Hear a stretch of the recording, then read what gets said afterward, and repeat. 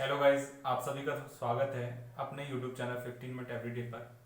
आज हमारी तीसरी क्लास है और 24 सितंबर के कॉन्सेप्ट में आज हम एक छोटे से टॉपिक पर चर्चा करेंगे जो है जेंडर। जेंडर में क्या होता है कि मैस्कुलाइन और फेमिनाइन दो जेंडर होते हैं जिसके बारे में लोग लगभग परिचित होते हैं, और दो अन्य जेंडर जो हैं न्यूट्रल जेंडर और कॉमन जेंडर, उस पर लोगों को डाउट होता है। तो आज की क्लास में हम कोशिश करते हैं उस डाउट को क्लियर करने की और एक नए तरीके से जेंडर के अध्ययन की। तो जो आज हमारा टॉपिक है वो जेंडर। जेंडर यानी हिंदी में लिंग। तो समझिएगा जेंडर क्या है।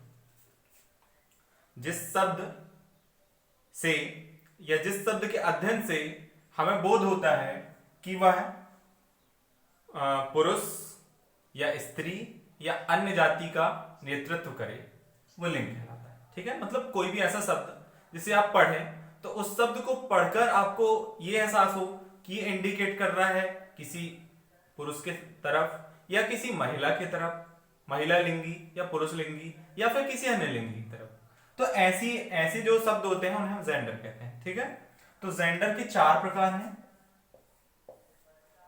पहला प्रकार है मैस्कुलाइन जेंडर, दूसरा प्रकार है फेमिनाइन जेंडर, तीसरा प्रकार है न्यूट्रल जेंडर और चौथा प्रकार है कॉमन जेंडर। ठीक है, मैस्कुलाइन जेंडर को हम बोलते हैं पुल्लिंग, फेमिनाइन जेंडर स्त्रीलिंग, न्यूट्रल जेंडर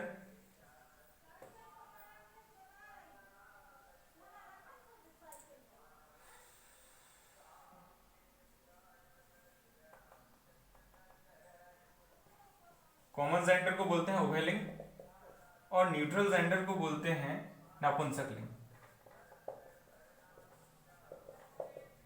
ठीक है, तो हम इस पर विस्तार से चर्चा करते हैं। सबसे पहले बात करेंगे हम मैस्कुलाइन जेंडर की।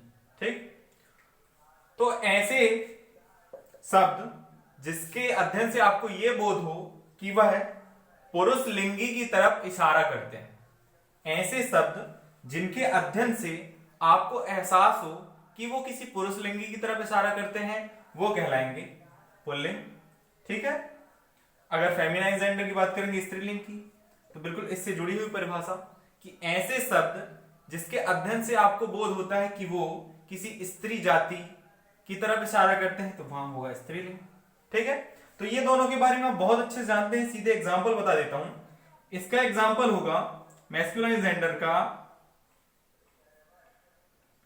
पुत्र, पिता, कुत्ता, शेर, मोहन इत्यादि।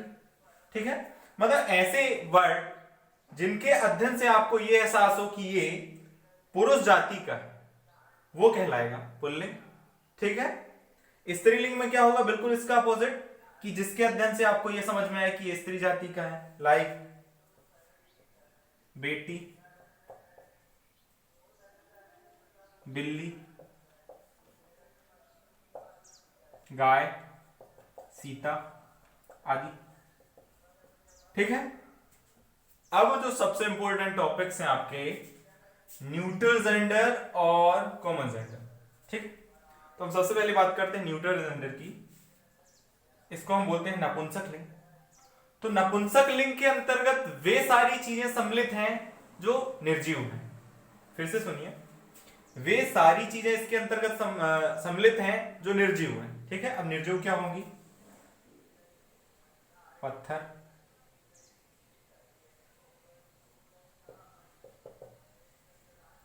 लकड़ी,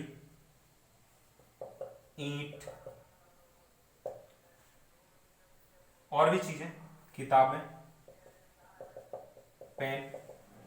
ठीक है, फिर से समझिएगा, न्यूट्रल जेंडर जिसे आप नपुंसक लिंग कहते हैं, उसके अंतर्गत सारी नॉन लिविंग थिंग शामिल है। नॉन लिविंग थिंग, सारी निर्जीव वस्तुएं शामिल है। क्लियर, सारी निर्जीव वस्तुएं शामिल है। अब जब नॉन लिविंग थिंग की बात हो रही है तो एक बात और आपके लिए कि स्त्रीलिंग और पुल्लिंग में केवल शामिल होती हैं लिविंग थिंग, लिविंग थिंग्स यानी सजीव वस्तुएं। क्लियर है?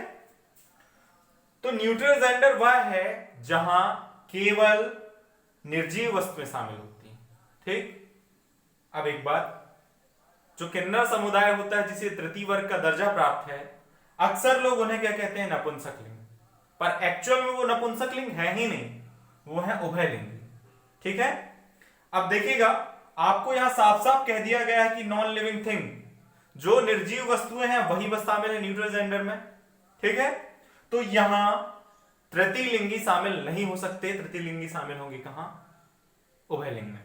तो इस पर इसका एक और एग्जांपल वो देखिएगा, न्यूट्रल जेंडर में ना बहुत सूक्ष्म कीड़े, जिनको लगभग नगण्य माना जाता है, फिजिक्स की भाषा में नगण्य बहुत प्रसिद्ध शब्द है, तो न्यूट्रल जेंडर में वो सारी चीजें भी सम्मिलित हैं जो बिल्कुल नगण्य हैं, जैसे कि इंसेक्ट। इंसेक्ट यानी होता है कीड़ा, छोटा वाला कीड़ा, ठीक है, झिंगुर कीड़ा, मतलब बिल्कुल ऐसे सूक्ष्म जीव जो आपकी आंखों से ना दिखें, बिल्कुल नगण्य हो, ऐसे कीड़े जो हैं, जिसे आप कॉकरोच बोलते हैं, कॉकरोच, ये सारी चीजें सम्मिलित हैं न्यूट्रल जेंडर में। ठीक है, आया समझ में? अब हम बात करते हैं कॉमन जेंडर। तो इसके अंतर्गत वे सारी थिंग शामिल है, वे सारी चीजें शामिल हैं जो पुरुष और स्त्री दोनों के लिए उपयोग की जा सके। वे सब शामिल हैं जो पुरुष और स्त्री दोनों के लिए उपयोग शामिल कर सके। तो जो किन्नर समुदाय है, किन्नर समुदाय जो है वो उभयलिंग में आता है, ना कि नपुंसकलिंग में। ठीक है, क्लियर है? ये एक बहुत बड़ा डाउट है, लोग कह देते हैं नपुंसकलिंग, नपुंसकलिंग नहीं है, वो आते हैं उभयलिंग में।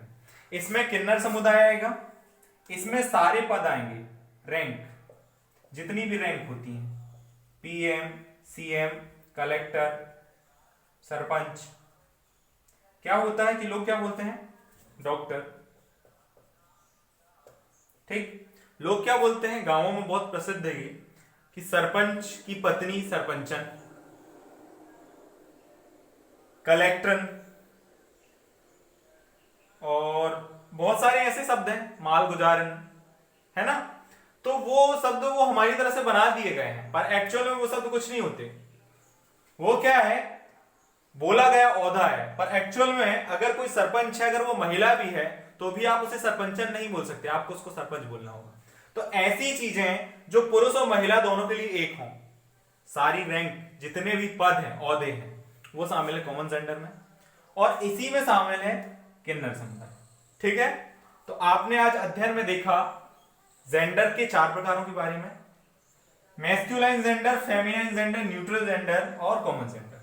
ठीक है, मैस्कुलाइन जेंडर जुड़ा हुआ है मेल से, फेमिनाइन जेंडर जुड़ा है फीमेल से, न्यूट्रल जेंडर जुड़ा है निर्जीव वस्तुओं से और सूक्ष्म वस्तुओं से, सूक्ष्म जीवों से, और कॉमन जेंडर जुड़ा है ऐसे तथ्यों से जो पुरुष और महिला दोनों के लिए एक से उपयोगी हो।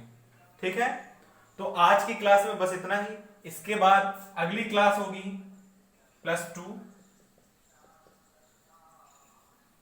Sunday 26 September 2021 at 7 PM।